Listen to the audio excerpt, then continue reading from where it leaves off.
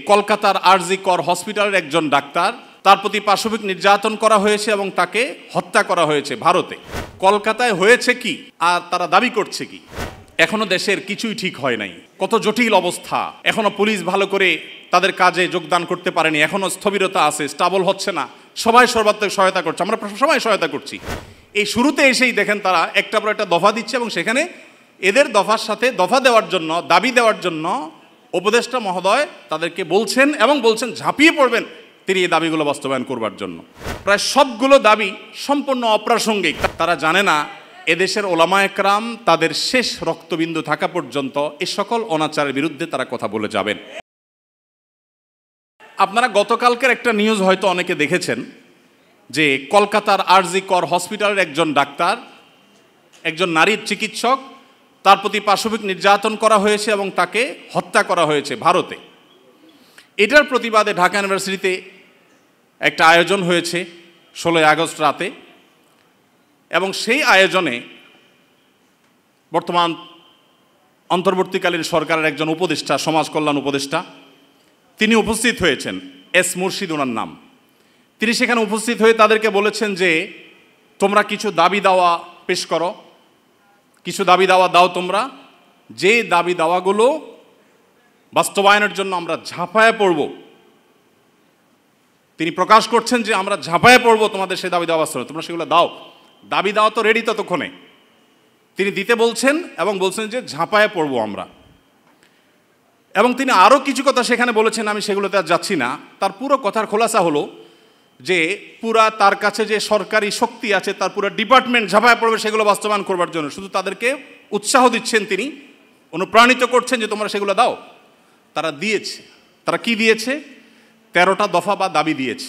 এই 13টা দফা দাবির ভিতরে আমি যদি একটু পড়ে শোনাবার চেষ্টা করি, এর ভিতরে একটা দাবি ছিল 3 নম্বরের, সেটা হলো ধর্ম, গোত্র এবং বর্ণের ঊর্ধ্বে গিয়ে প্রতিটি লিঙ্গের মানুষের সম্পত্তিতে সমান অধিকার দিতে হবে।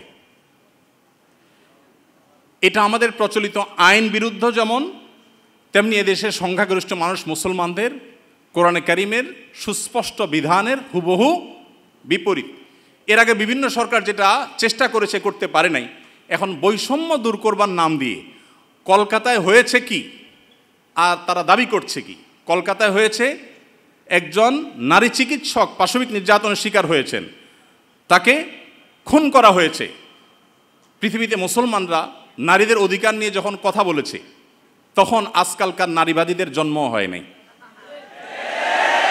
মুহাম্মদ সাল্লাল্লাহু আলাইহি সাল্লাম যখন নারী অধিকার নিয়ে কথা বলেছেন, তখন এই নারীবাদীদের 14 গোষ্ঠীর কারোর জন্ম হয় নাই।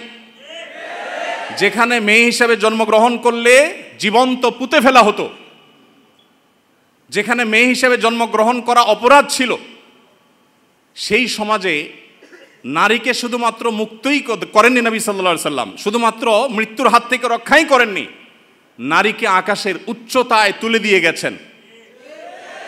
কোনো বাবা মা যদি 2টি কন্যা সন্তানকে সঠিকভাবে যথাযথভাবে লালন পালন করে, তার জন্য জান্নাতের গ্যারান্টি দিয়েছেন। তার বিপরীতে 1 ডজন ছেলে সন্তান পালন করলেও এই সুসংবাদের কথা নবী সাল্লাল্লাহু আলাইহি সাল্লাম বলেন নাই। তো সেই মুসলমানদেরকে যদি নারীদের অধিকারের সবক শুনাতে আসা হয়, তো সেটা দুর্ভাগ্যজনক বিষয় ছাড়া কিছু না। ভাইরা আমার, এখানে আপনারা দেখতে পাচ্ছেন হয়েছে একজন নারী চিকিৎসকের প্রতি জুলুম, নির্যাতন, সেটার প্রতিবাদ হবে। কিভাবে তার জুলুম থেকে রক্ষা করা যায় সেটা বলা হবে।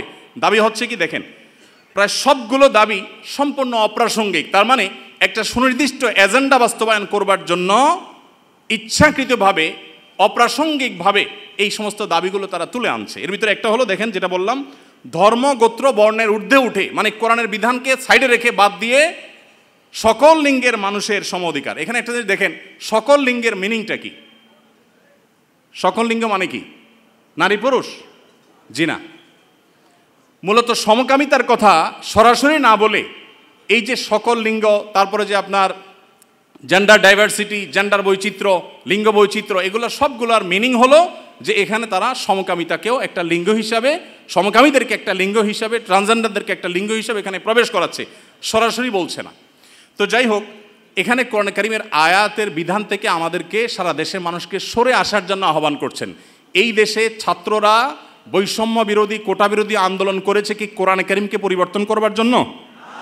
কোরআনের বিধানকে উল্টাবার জন্য মুসলমানরা রক্ত দিয়েছে? কিন্তু তারা তো সে দাবি করছে। আমাদের ছাত্রদের, আমাদের মুসলমানদের রক্তকে তারা কিসের বিনিময়ে বিক্রি করছে দেখেন। দ্বিতীয় দাবি দেখেন, ইউনিফর্ম ফ্যামিলি কোড চালু এবং তার বাস্তবায়ন করতে হবে। এটার সহজ কথা হলো যে মুসলিম পারিবারিক আইন যেটা আছে এটা তুলে দিতে হবে এবং তারা যে সমাজ চায় সেই সমাজ সোজা কথা বাস্তবায়ন করতে হবে, যেটা এদেশের সংখ্যাগরিষ্ঠ মানুষের চিন্তা, দর্শন, মূল্যবোধের পরিপন্থী। 4 নম্বর এটা। 5 নম্বর দফা হলো এখানে সন্তানের অভিভাবকত্বের আইন পরিবর্তন করতে হবে। নারীকে সন্তানের অভিভাবকত্ব দিতে হবে। কোরআন পুরুষকে, বাবাকে অভিভাবকত্বের দায়িত্ব দিয়েছে এবং সেটা আমাদের সমাজে প্রতিষ্ঠিত, এটা আমাদের সমাজের সংস্কৃতি, এটা এদেশের মানুষের আবহমানকাল থেকে আসা সংস্কৃতি, এটাকে পরিবর্তন করে ফেলতে হবে। দেখুন, এগুলো এতটা অপ্রাসঙ্গিক এই সমাজে যে এগুলো নিয়ে এদেশের মানুষের কোনো কনসার্ন নাই, কিন্তু তাদের কনসার্ন আছে। দেখেন, 5 নম্বর হলো সন্তানের অভিভাবকত্বের আইন পরিবর্তন। 7 নম্বর হলো নারী, আদিবাসী, প্রতিবন্ধী এবং ভিন্ন লৈঙ্গিক পরিচয়ের মানুষকে, দেখেন নারী আসছে, আদিবাসী আসছে, প্রতিবন্ধী আসছে, এরপরে আবার নারীর পরে আবার ভিন্ন লৈঙ্গিক পরিচয়ের মানুষ বলতে কি বোঝানো হয়? পুরুষ এবং মহিলা ছাড়া ভিন্ন লিঙ্গ এর পরিচয় দেয় যারা, তারা কারা? ট্রান্সজেন্ডার। আরো সহজ করে বলতে গেলে সমকামী। কারণ একজন পুরুষ যখন নিজেকে নারী ঘোষণা করে তখন তিনি আরেকটা পুরুষের সাথে বিয়ে বসে, কারণ তিনি ঘোষণা করছেন নিজেকে নারী, এখন একটা পুরুষের সাথে বিয়ে বসেন। যখন একটা ছেলেকে বিয়ে করেন তিনি, তখন আগে থেকেই তো তিনি পুরুষ, এখন একটা ছেলেকে বিয়ে করলেন, তাহলে সমান সমান কি দাঁড়ালো? সমকামী। তো এই সমকামিতা এদেশে মানুষকে গিলানো সহজ হবে না, সেজন্য এই সমস্ত শব্দের মায়ের পেশ তারা দিচ্ছে। আপনি দেখেন প্রতিটা দফায় হয়েছে কলকাতায় কি আর তারা দাবি করছে কি।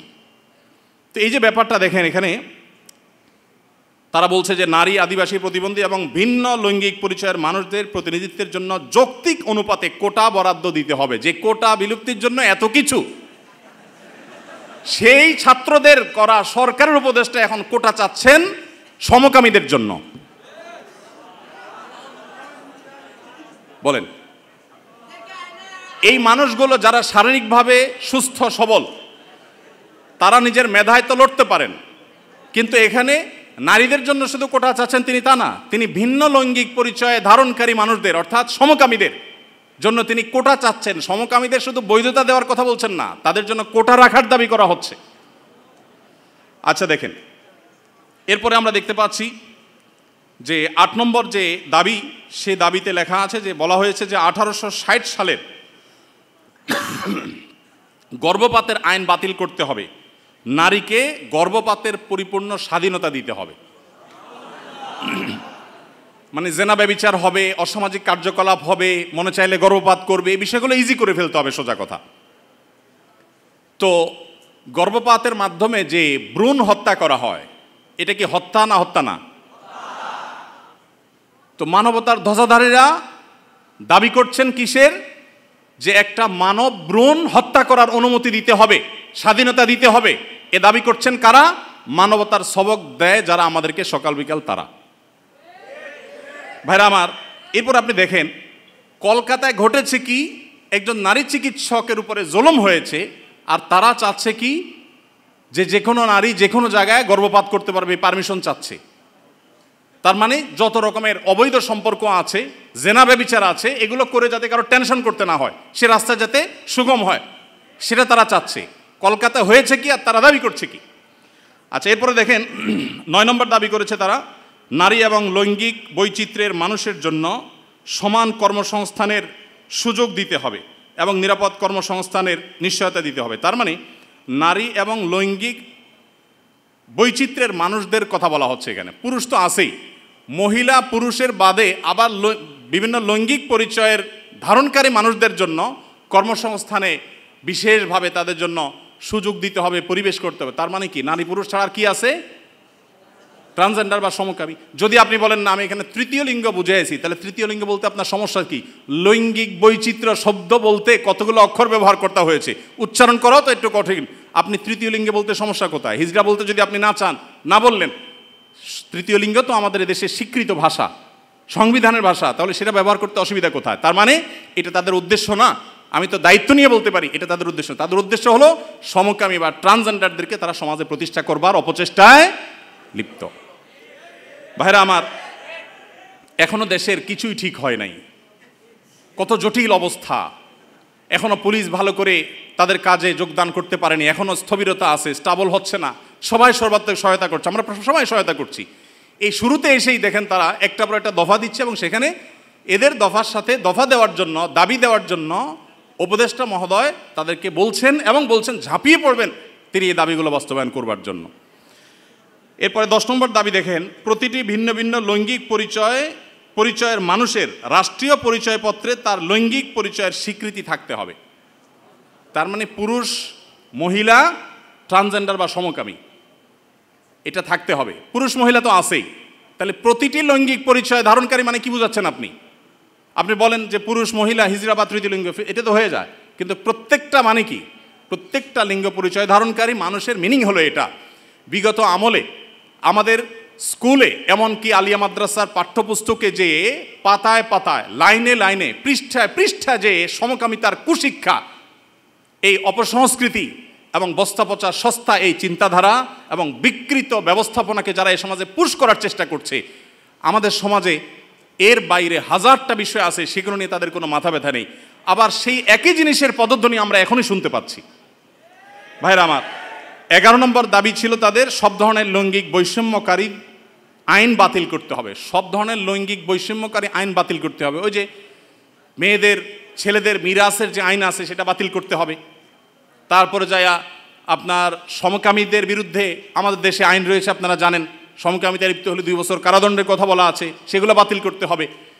এই যে দাবিগুলো আছে, আপনারা এবার মিলান যে কলকাতাতে একজন নারী চিকিৎসক তিনি জুলুমের শিকার হয়েছেন, তার সেই জুলুমের বিরুদ্ধে সর্বকণ্ঠে আমরা শতকণ্ঠে প্রতিবাদ জানাবো, কিন্তু এখানে প্রতিবাদ জানাতে গিয়ে দাবি যেগুলো তোলা হচ্ছে সবগুলো হলো সমকামী এবং ট্রান্সজেন্ডারদের জন্য দাবি।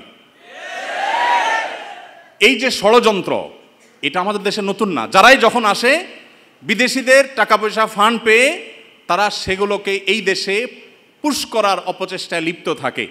তারা জানে না এদেশের ওলামা একরাম তাদের শেষ রক্তবিন্দু থাকা পর্যন্ত এ সকল অনাচারের বিরুদ্ধে তারা কথা বলে যাবেন। এদেশের ওলামা একরাম, এদেশের দিনদার মানুষের কোনোদিন এটা বাস্তবায়ন হতে দিবে না।